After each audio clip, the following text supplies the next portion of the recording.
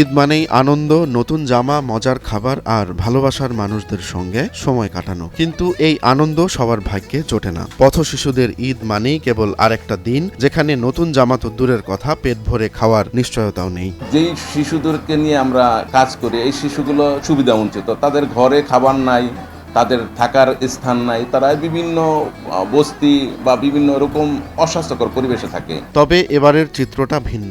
ঢাকার সুবিধা বঞ্চিত পথ শিশুদের মুখে ফুটেছে হাসি, কারণ ঈদের নতুন জামা পেয়েছে তারা। সিএমসি অ্যান্ড কমিউনিটি নামে একটি সংগঠন এই শিশুদের জন্য নতুন পোশাকের ব্যবস্থা করেছে। এরা যদি সকালে কেউ কাজ করে তাহলে সকালে আসতে পারে না, আর যদি কেউ বিকেলে কাজ করে তাহলে এরা সকালে চলে আসে। ওরা দুপুরে খেয়ে ওদের কাজে যে ওরা যোগ দেয়। এখানে প্রত্যেকটা শিশু কোনো না কোনো কাজের সাথে জড়িত। আর যারা পথ শিশু একেবারে রাস্তায় থাকে, মা বাবা কেউ নাই, তাদের ঠিকানা জানে না, ওরা তো কমলাপুর রেল স্টেশনে থাকে অথবা সায়দাবাদ টার্মিনালে থাকে।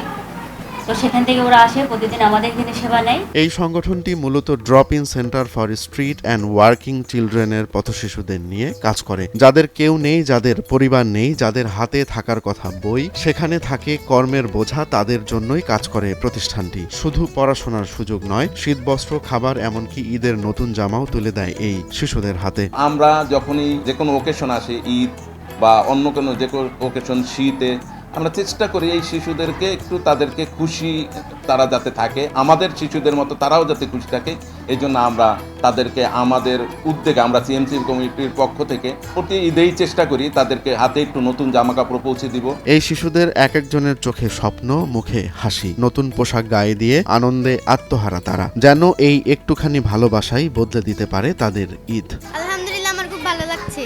আমরা এখান থেকে অনেক কিছু পাই, যেমন ঈদের জামা, তেমন শীতের পোশাক, সাবান, শ্যাম্পু, অনেক কিছু পাই। বাসায় ভাত কিংবা খাবার রান্না না করা হলে আমরা এখান থেকে খেতে পারি।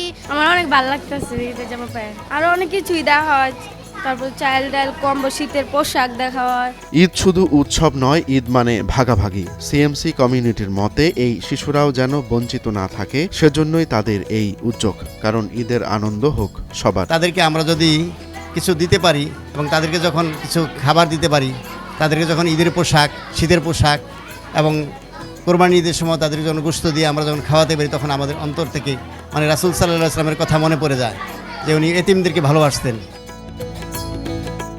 রোমান্স তালুকদার, নয়া দিগন্ত।